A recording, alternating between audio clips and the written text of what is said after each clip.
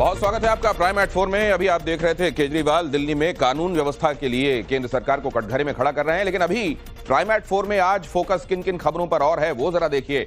हम आपको दिखाएंगे सनातन विरोधियों का उतरा भूत, संभल की मस्जिद में मिले मंदिर के सबूत। खबर यह भी कि बात महाराष्ट्र की, जहां आपको मुख्यमंत्री के नाम को लेकर आज प्राइम एट 4 पक्की खबर दिखाने वाला है। चंडीगढ़ में नवजोत सिंह सिद्धू कैसे बने बुद्धू, किसने ठग लिया, सब कुछ आपको बताएंगे। और बर्फबारी का कहर, कितने दबे शहर, ये प्राइम एट 4 आपके सामने रखेगा। बाढ़ बारिश के बाद अब बर्फबारी से कहां कहां तबाही है आपको बताएंगे, लेकिन पहले ये खबर देखिए। संभल में भारी सुरक्षा के बीच नमाज अदा की गई। संभल के चप्पे चप्पे पर सुरक्षा बेहद कड़ी। शाही जामा मस्जिद में पढ़ी गई नमाज। संभल में फिलहाल हालात सामान्य हैं।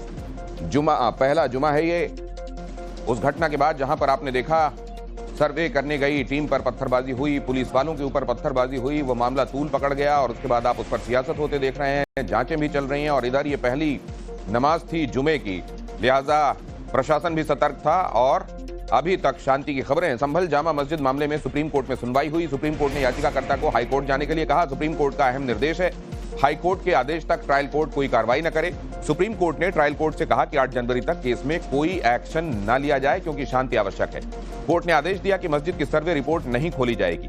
संभल की चंदौसी कोर्ट ने हिंदू पक्ष की याचिका पर 19 नवंबर को एडवोकेट कमिश्नर नियुक्त करते हुए सर्वे का आदेश दिया था। हिंदू पक्ष का दावा है कि जामा मस्जिद हरिहर मंदिर है। सबसे पहले ऑनरेबल सुप्रीम कोर्ट ने चिंता जताई कि वहाँ पे पीस और हार्मनी मेंटेन रहे और स्टेट ऑफ यूपी की तरफ से जो काउंसिल प्रेजेंट उन्होंने कहा कि हम सारी कोशिश और हम पूरा दायित्व है पीस और हार्मनी मेंटेन करने का। इसके बाद माननीय सुप्रीम कोर्ट ने जो मस्जिद कमेटी थी जिन्होंने एसएलपी दायर की थी उनको कहा कि आप इस ऑर्डर को हाई कोर्ट में चैलेंज कर सकते हैं और हाई कोर्ट में जाने का उनको एक लिबर्टी दी है। साथ ही साथ ऑनरेबल सुप्रीम कोर्ट ने यह भी कहा है कि 3 दिन के अंदर अगर आप हाई कोर्ट में याचिका दायर करते हैं तो मामला हाई कोर्ट के सामने लिस्ट किया जाए और हाई कोर्ट के फर्दर डायरेक्शंस तक के लिए वेट किया जाए और तब तक के लिए ट्रायल कोर्ट की प्रोसीडिंग रुकी रहेगी जब तक हाई कोर्ट अपना निर्देश नहीं दे देता है। आज हमने मस्जिद की तरफ से अपीयरेंस दी और उसमें नकलें मांगी वादी पक्ष से, उन्होंने हमें नकलें देने के लिए आदेशित कर दिया। न्यायालय ने 8 जनवरी मुकर्रर कर दिया। क्या सर सर्वे की रिपोर्ट भी पेश? सर्वे रिपोर्ट पेश नहीं, दरखास्त दी उन्होंने कि टाइम दे दिया जाए और उस पर हमने आपत्ति रिपोर्ट दाखिल करने के लिए दोबारा से नहीं कोई सर्वे नहीं। सुप्रीम कोर्ट ने अपने आदेश में क्या कहा है बड़ा ध्यान से देखिए। मस्जिद की सर्वे रिपोर्ट अभी सील रखी जाएगी, इसे खोला नहीं जाएगा। हाई कोर्ट की अनुमति के बगैर इस मामले में आगे कोई कार्रवाई नहीं की जाएगी, कहा है सुप्रीम कोर्ट ने। ट्रायल कोर्ट 8 जनवरी तक कोई फैसला नहीं सुनाएगा। सुप्रीम कोर्ट ने सरकार से कहा है कि संभल में शांति व्यवस्था बनाना प्रायोरिटी है। दोनों समुदायों में शांति समिति का दोनों समुदायों के बीच में गठन किया जाए। संभल जा रहे तौकीर रजा इस बीच गिरफ्तार कर लिए गए। बाइक से वो संभल जाने की कोशिश कर रहे थे। बरेली में उनको हिरासत में ले लिया गया। उत्तर प्रदेश के बरेली से ये बड़ी खबर है कि संभल जा रहे मौलाना तौकीर रजा को हिरासत में ले लिया गया। आईएमसी प्रमुख मौलाना तौकीर रजा खान जुमे की नमाज अदा करने के बाद बरेली से संभल के लिए रवाना हुए, लेकिन पुलिस ने उन्हें हिरासत में ले लिया। तौकीर रजा ने आरोप लगाया है कि जज ने दबाव में आकर सर्वे का आदेश दिया है। साजिश इसमें बराह रास्त साजिश है, बराह रास्त उस जज पर दबाव बनाया गया है और मुनज़्ज़म साजिश ये सामने आई कि वो तमाम प्रशासन और पुलिस बिल्कुल अलर्ट बैठा हुआ था कि बस ऑर्डर आना है तो हाथ के हाथ ऑर्डर, हाथ के हाथ उस पर कंप्लाई और सीधे मस्जिद में घुस जाना। संभल हिंसा के मामले में न्यायिक आयोग का गठन कर दिया गया है। 3 सदस्यीय न्यायिक आयोग मामले की जांच करेगा। 2 महीने में ये न्यायिक आयोग अपनी रिपोर्ट सौंपेगा। 3 सदस्यीय न्यायिक आयोग का गठन कर दिया गया है जो हिंसा के मामले में अपनी रिपोर्ट 2 महीने के भीतर मतलब इसकी जो मियाद है वो 2 महीने की रखी गई है। इसके भीतर जांच रिपोर्ट ये न्यायिक आयोग सौंपेगा। न्यायिक आयोग के गठन पर बोले Ziaur Rahman Barq, sitting Supreme Court जज के नेतृत्व में जांच होनी चाहिए। हम अपनी पुरानी मांग पर कायम हैं। देखिए, जो जांच कमेटी बनाई है, शुरू से हमारी पूरी पार्टी समाजवादी पार्टी इस चीज़ की मांग कर रही है। जो जांच कमेटी, जो आयोग का गठन होना चाहिए वो सिटिंग सुप्रीम कोर्ट के जज का होना चाहिए। इसलिए हम अभी भी वही इसकी पुरानी मांग पर कायम है कि हमें तभी इंसाफ मिलेगा जब सिटिंग जज सुप्रीम कोर्ट की उसमें कमेटी बनेगी। और रामगोपाल यादव ने क्या कहा है जरा वो भी देखिए। संभल में अधिकारियों ने आतंक पैदा किया। रामगोपाल ने मौजूदा अधिकारियों के तबादले की मांग की। संभल के अधिकारियों पर लोगों को धमकाने का आरोप है। रामगोपाल ने कहा कि अधिकारियों ने वहां के लोगों को इंटिमिडेट करने की, धमकाने की कोशिश की। संभल में इतना आतंक पैदा किया जा रहा है अधिकारियों द्वारा, अगर मौजूदा अधिकारियों का वहां से ट्रांसफर कर दिया जाए फिर कमेटी आएगी तो सही बात सामने आएगी। और जब तक ये अधिकारी हैं तब तक कोई सही बात आई नहीं। घर से ही नहीं निकलेंगे लोग, बयान देने के लिए नहीं निकलेंगे। जो निकलेंगे उनकी पहले इतना धमका दिया जाएगा कि तुम्हें क्या क्या करना होगा उनका। इसलिए बेहतर ये है कि कमेटी जाने से पहले डीएम, एसपी और सीओ जो जिम्मेदार हैं गोली चलाने के लिए और अन्य अधिकारी वहां से हटा दिए। संभल को लेकर उत्तर प्रदेश के उप मुख्यमंत्री का बयान। ब्रजेश पाठक ने क्या कहा जरा देखिए। प्रशासन को सतर्क रहने के निर्देश दिए गए। हर स्थिति में हम कानून व्यवस्था को कायम रखेंगे, किसी को भी कानून तोड़ने की इजाजत नहीं। प्रशासन को सतर्क रहने के निर्देश दिए गए हैं। हर स्थिति में हम लाइन ऑर्डर को मेंटेन करेंगे और सभी आम नागरिकों को इस बात का हम भरोसा दिलाते हैं। हमारी सरकार सुरक्षित वातावरण तैयार कर रही है और सबका सम्मान करते हुए हम आगे बढ़ेंगे और कानून किसी को भी तोड़ने की इजाजत नहीं है। हम कानून के राज को भी और मजबूत करेंगे। जांच आयोग पर सवाल उठाने वालों को उपेंद्र कुशवाहा का जवाब। संभल केस की जांच होना जरूरी है, कहा उपेंद्र कुशवाहा ने। हाँ, निश्चित रूप से उसमें जांच की आवश्यकता है, तो इसलिए स्थानीय सरकार ने जांच के लिए कार्रवाई की है। ठीक है, करना ही चाहिए। और आगे आपको दिखाएंगे संभल की मस्जिद में सनातन के सबूत, लेकिन पहले महाराष्ट्र से आई ये बड़ी खबर देखिए। महाराष्ट्र के गोंदिया में भीषण सड़क हादसा हुआ। तेज रफ्तार बस पलट गई, 9 लोगों की मौत हो गई है। बाइक सवार को बचाने के चक्कर में बस वाले ने अचानक स्टीयरिंग को मोड़ा और फिर बस असंतुलित हो गई और उसमें यह भीषण हादसा हुआ। बताया ये जा रहा है कि घायलों में कई की हालत नाजुक है और मरने वालों का आंकड़ा बढ़ने का अंदेशा है।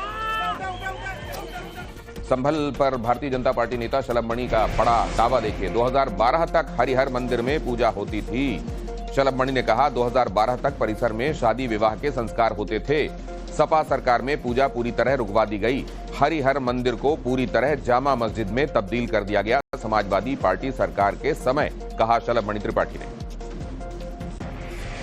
मैं ठीक उस कुएं के ऊपर मौजूद हूं जो तस्वीरों में शेयर किया गया है, जो इस समय वायरल भी है तस्वीर। और मैं चाहूंगा थोड़ा सा मनोज आप आगे आ जाइए और दिखाइए कि यहां पर लोहे की शीट से कैसे ढका गया है। थोड़ा सा मनोज आप आगे आकर दिखाइए तो शायद दर्शकों को ज्यादा बेहतर तरीके से समझ में आए। ये लोहे की शीट से ढका गया है, यानी यहाँ पर गहराई थी जिसे लोहे की शीट से ढका गया है और आधे पर स्ट्रक्चर कुछ खड़ा कर दिया गया है, यानी कुछ रूम बना हुआ है या जो भी स्ट्रक्चर है कंस्ट्रक्शन इस पर कर दिया गया है। कुएं का आधा हिस्सा आपको दिख रहा होगा। तो जो तस्वीर वायरल है, जिन नक्शों में जो दावा है, वो एक कुआं ये है। इस तरीके से कई कूपों का जिक्र है जिनका मैंने नाम लिया: पराशर कूप, विमल कूप, कृष्ण कूप, विष्णु कूप, शौनक कूप, वायु कूप। और दावा यह है कि आसपास के जो लोग यहाँ पर रहते थे तो कुआं पूजन की परंपरा आसपास के गांवों में थी। लोग यहाँ पर आते थे, जो अलग अलग कुएं थे, जिसमें से एक कुआं ये भी था। इन कुओं पर आकर वो पूजन करते थे। पूजा करते हुए तस्वीरें भी पोस्ट की गई हैं और आरोप ये लगाया जा रहा है कि समाजवादी पार्टी की जब सरकार थी साल 2012 में, उस दौरान यहाँ पर जो कुआं पूजन की परंपरा थी उसे जबरन बंद करा दिया गया था। तो सिंह सिद्धू की पत्नी से 2 करोड़ के फ्रॉड का मामला सामने आया है। शोरूम के नाम पर पैसे हड़पने का आरोप है।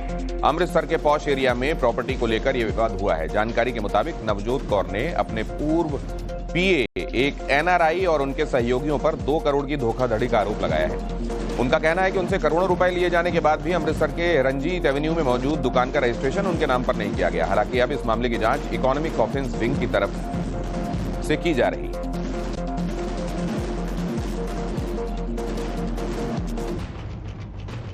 कांग्रेस नेता और पूर्व क्रिकेटर नवजोत सिंह सिद्धू की पत्नी नवजोत कौर के साथ 2 करोड़ की धोखाधड़ी का मामला सामने आया है। नवजोत कौर ने अपने पूर्व पीए और एक एनआरआई और उनके सहयोगी पर 2 करोड़ की धोखाधड़ी के आरोप लगाए। ये मामला शोरूम की खरीद फरोख्त से जुड़ा है। शिकायत में कहा गया कि पूर्व पीए ने एक शोरूम खरीदने के बहाने ये साजिश रची और उन्हें भरोसे में लेकर रकम हड़प ली। नवजोत कौर के साथ धोखाधड़ी, ग्राफिक्स के जरिए आपको बताता हूं कि सिद्धू की पत्नी से किस तरीके से धोखाधड़ी हुई है। नवजोत सिद्धू की पत्नी नवजोत कौर, उनके साथ 2 करोड़ की धोखाधड़ी का यह मामला है। आरोप है कि शोरूम के नाम पर उनके पूर्व पीए और एक एनआरआई ने फ्रॉड किया है। यह मामला अमृतसर के पॉश एरिया रंजीत एवेन्यू क्षेत्र में शोरूम से जुड़ा हुआ है। एनआरआई अंगद पाल, मंगल सिंह, सुखविंदर सिंह पर धांधली का आरोप है। आरोप यह है कि पैसे ट्रांसफर करने के बाद भी प्रॉपर्टी इनके नाम ट्रांसफर नहीं की गई और इसकी शिकायत के बाद अब इकोनॉमिक ऑफेंस विंग ने जांच अपने हाथ में ले ली। अगली खबर यह है कि बिहार में आरजेडी ने नीतीश सरकार को घेरा है। बेरोजगारी के मुद्दे पर सरकार से सवाल पूछे हैं। वोट लेने वाले रोजगार कब देंगे, राबड़ी देवी ने पूछा। वोट ले लिया लेकिन रोजगार का वादा पूरा नहीं किया गया, राबड़ी देवी का कहना है। सरकार को बहाल करना चाहिए, रखना चाहिए। बेरोजगार लोग रोजगार नहीं मिलेगा तो क्या मिलेगा इस सरकार को? सरकार काहे ला बनती है? जनता वोट देता है, जनता वोट देता है तो मिलना चाहिए ना। बीजेपी का आम आदमी पार्टी पर बड़ा आरोप देखिए। बीजेपी नेता विजेंद्र गुप्ता ने क्या कहा है। आम आदमी पार्टी ने बनाए रोहिंग्या और बांग्लादेशियों के फर्जी वोटिंग कार्ड। दिल्ली में आम आदमी पार्टी घुसपैठियों के साथ है, कहा है विजेंद्र गुप्ता ने। दिल्ली में आम आदमी पार्टी जिस तरह से रोहिंग्या और बांग्लादेशी घुसपैठियों की फर्जी वोट बना रही है, उनको शेल्टर दे रही है। एक तरफ दिल्ली में जो अपराध का बड़ा कारण है वो है रोहिंग्या और बांग्लादेशी घुसपैठी, और एक तरफ उनको शेल्टर दे रहे हैं और एक तरफ मुद्दे का राजनीतिकरण कर रहे हैं। और बाबा बागेश्वर की पदयात्रा से जुड़ी बड़ी खबर देखिए। पदयात्रा के आखिरी दिन बाबा बागेश्वर का बहुत बड़ा ऐलान, अगले साल भी सनातन हिंदू एकता पदयात्रा निकाली जाएगी। पहले चरण में 160 किलोमीटर की पदयात्रा उन्होंने पूरी की। ओरछा के राम राजा दरबार में यात्रा का समापन हुआ। सनातन हिंदू एकता पदयात्रा में हिंदुओं का हुजूम दिखाई दिया। 21 नवंबर को बाबा ने हिंदुओं को एकजुट करने के लिए जगाने के मकसद से अपनी इस यात्रा की शुरुआत की थी, जो कई शहरों से होती हुई आज ओरछा में समाप्त हुई।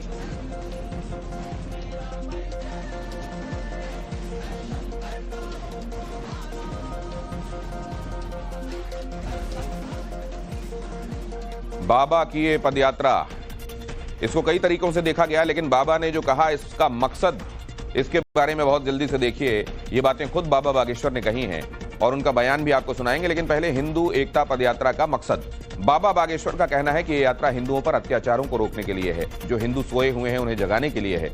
उन्होंने यात्रा की इसलिए कि हिंदुओं को जगाया जाए, ताकि हिंदुओं को कोई अगर फिर छेड़े तो वो छोड़ा ना जाए। उनका कहना है कि हिंदू मतलब हिंदू, भेदभाव और जाति पाति को समाज से मिटाना है, समाज में कुरीतियों को समाप्त करना है। छुआछूत मिटाने के लिए पदयात्रा उन्होंने की है। हिंदुओं में सामाजिक समरसता की आवश्यकता है। बाबा बागेश्वर ने कहा कि ये यात्रा समाप्त नहीं हुई है। नवभारत से बात करते हुए उन्होंने अगली यात्रा कब होगी ये भी बताया। इस पदयात्रा के समापन के बाद में लोग कह रहे हैं कि अगली पदयात्रा कब होगी? 2025 में निश्चित तय है।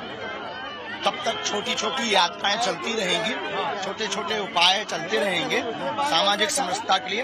और 26 फरवरी को हम 251 बेटियों के विवाह में 108 आदिवासी बेटियों का विवाह करवा रहे हैं। और इस बुंदेलखंड से हमेशा एक खबर आप दिखाते हो कि दलितों को घोड़ों पर नहीं बैठने दिया, तो इस बार 251 दूल्हों को हम घोड़ों पर बैठाएंगे। दलित कोई है ही नहीं इस देश में, सब हिंदू हैं। जितने भी हिंदुस्तान में रहते हैं सब हिंदू हैं, क्योंकि ये हिंदुओं का स्थान है। यहाँ रहने वाले मुसलमान भी कन्वर्टेड ही हिंदू हैं। उनके दादा के परदादा के दादा हिंदू ही निकले।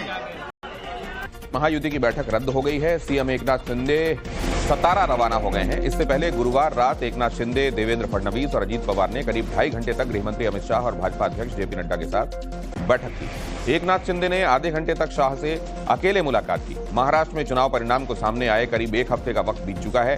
हालांकि अब तक बीजेपी, शिवसेना और एनसीपी मुख्यमंत्री पद को लेकर आखिरी फैसले पर नहीं पहुंच पाए हैं। पहले खबर आई थी कि शुक्रवार की शाम महायुति की बैठक होगी, लेकिन ये बैठक रद्द हो गई।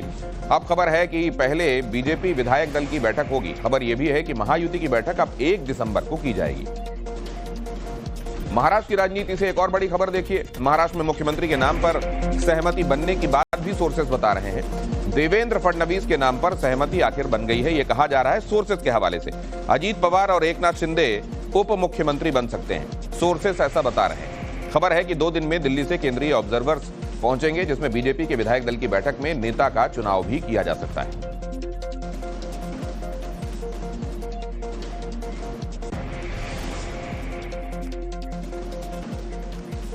और अब बहुत जल्दी से जरा ये इंफॉर्मेशन भी ग्राफिकली आपके सामने रख रहा हूं। सोर्सेस जो बता रहे हैं उसके मुताबिक महाराष्ट्र में सरकार के गठन का फॉर्मूला जो तय हुआ है वो क्या है। देवेंद्र फडणवीस को मुख्यमंत्री बनाया जाएगा, एकनाथ शिंदे को उप मुख्यमंत्री के साथ साथ अर्बन डेवलपमेंट मिनिस्ट्री भी दी जाएगी। वहीं अजीत पवार को भी उप मुख्यमंत्री बनाया जाएगा और साथ ही साथ उनको फाइनेंस मिनिस्ट्री भी दी जाएगी।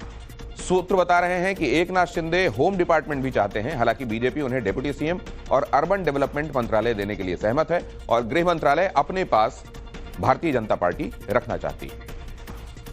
महाराष्ट्र में सीएम को लेकर उद्धव गुट का महायुति पर हमला, प्रियंका चतुर्वेदी ने क्या कहा देखिए। ये जनादेश का अनादर है, अगर यही हमारे साथ होता तो राष्ट्रपति शासन लगा दिया जाता। जिस तरीके से एक बहुमत मिलता है, जनादेश का अनादर करना है कि अब तक आप मुख्यमंत्री का निर्णय नहीं ले पाए। रोज खबरें चल रही हैं कि निर्णय हो गया है पर वो घोषित नहीं किया जा रहा है, तो कहीं ना कहीं एक खींचतान भी दिख रही है। ये भी दिख रहा है कि सारे डिसीजंस जो कल तक ये था कि दिल्ली में आकर अनाउंसमेंट होगा वो भी नहीं हुआ है, फिर से मुंबई में कोई मीटिंग होगी तब जाकर होगा। 26 नवंबर को असेंबली का कार्यकाल खत्म होना था, आज हम बैठे हुए हैं 29 नवंबर पर, 3 दिन ऊपर हो चुका है।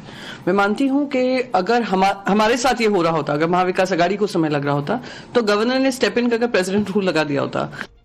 और